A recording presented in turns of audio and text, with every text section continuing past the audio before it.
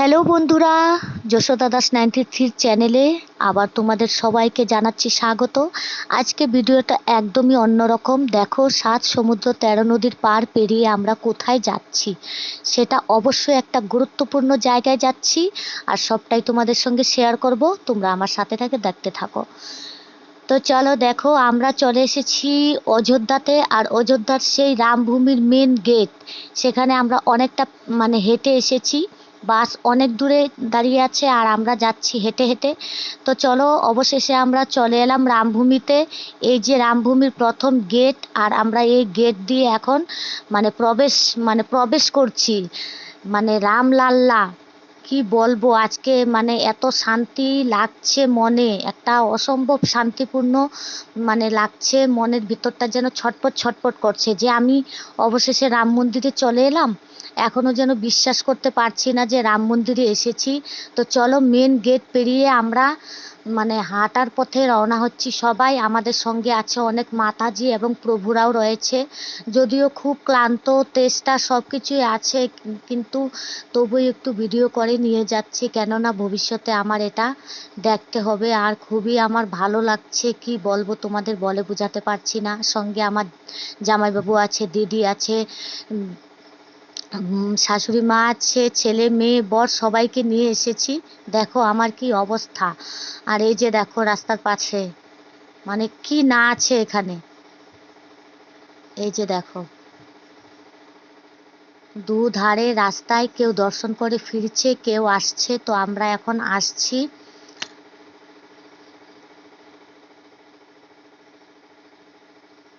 এই যে দেখো, সবাই হেঁটে, এখানে কোনো গাড়ি এন্ট্রি নেই, যার জন্য সবাই হেঁটেই চলেছি। পায়ে এত জোর, কোথা থেকে এসেছে বুঝতে পারছি না। এই যে দেখো, এটা হচ্ছে সেই লতা মঙ্গেশকর চক।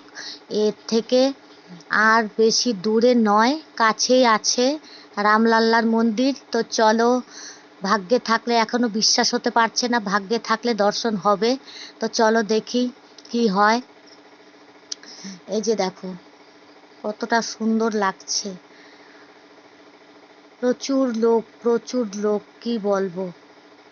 দেখো, আমি ভিডিওটা যে করব সাহসে হচ্ছে না, তবুও করতে হচ্ছে, কেননা আমি আর জীবনে এখানে আসতে পারি কি না সেটা বলা যায় না। যার জন্য অল্প অল্প করে ভিডিও বানিয়ে নিলাম, আর সেটাও তোমাদের সঙ্গে আমি স্কিপ করছি। আমার শাশুড়ি মা দেখো হেঁটে হেঁটে একদম ক্লান্ত হয়ে গেছে। শুধু আমার শাশুড়ি মা নয়, প্রত্যেকটা লোক হেঁটে ক্লান্ত হয়ে গেছে।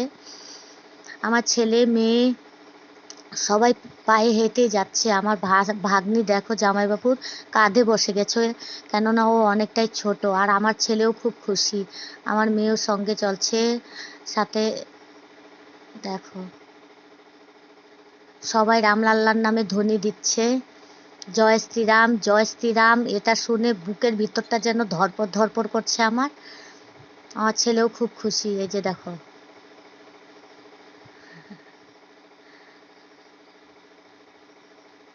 চারিদিকে দেখো,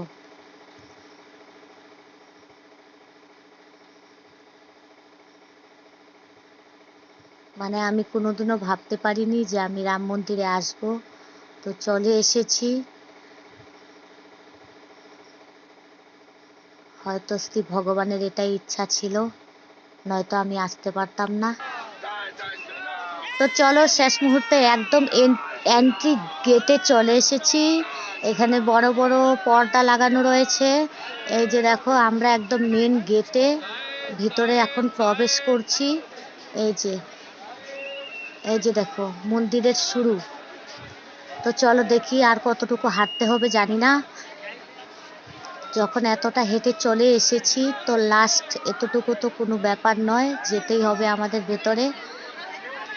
তো চলো, চাপা চাপি করে সবাই যাচ্ছি।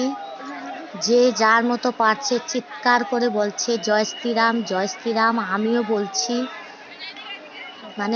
মনের ভিতরে একটা অসম্ভব সাহস চলে এসেছে। চলো, মেন গেট পেরিয়ে চলে এসেছি একদম ভেতরে। ভিতরে এসে এখন কে কোথায় কার জিনিস রাখবে তার পরিকল্পনা চলছে। কেউ ভিডিও বানাচ্ছে, আমরাও ভিডিও বানাচ্ছি। জীবনে আর কখনো আসতে পারবো কি না জানি না, ভগবান চাইলে অবশ্যই আসতে পারবো, আর সে মানে যদি না চায় তাহলে তো আর আসতে পারবো না। তো যতটুকু পারি আমি ভিডিও বানিয়ে নিয়ে যাচ্ছি। তো এই যে দেখো প্রায় সন্ধ্যা সন্ধ্যা হয়ে গেছে, চারিদিকে লাইট জ্বালিয়ে দিয়েছে। এই যে দেখো মেন মন্দিরের চূড়া দেখা যাচ্ছে। সবার হাতে মোবাইল, সবার হাতে হাতে মোবাইল।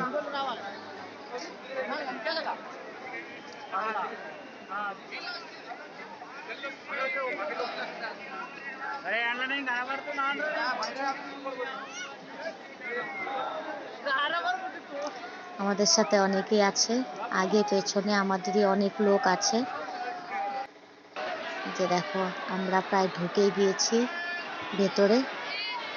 আর ভিডিও করা যাবে কিনা সম্ভবত বলতে পারছি না, হয়তো আমার এটাই লাস্ট ভিডিও হবে রাম মন্দির তোমাদেরকে দেখানোর মতো।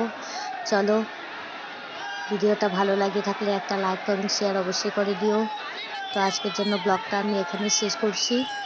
আমার ছেলে এখন কাঁধে উঠে বসে গেছে, কেননা ওর পা আর চলছে না, এখানে অনেকটা লম্বা সিঁড়ি আছে, চড়তে হবে তাই।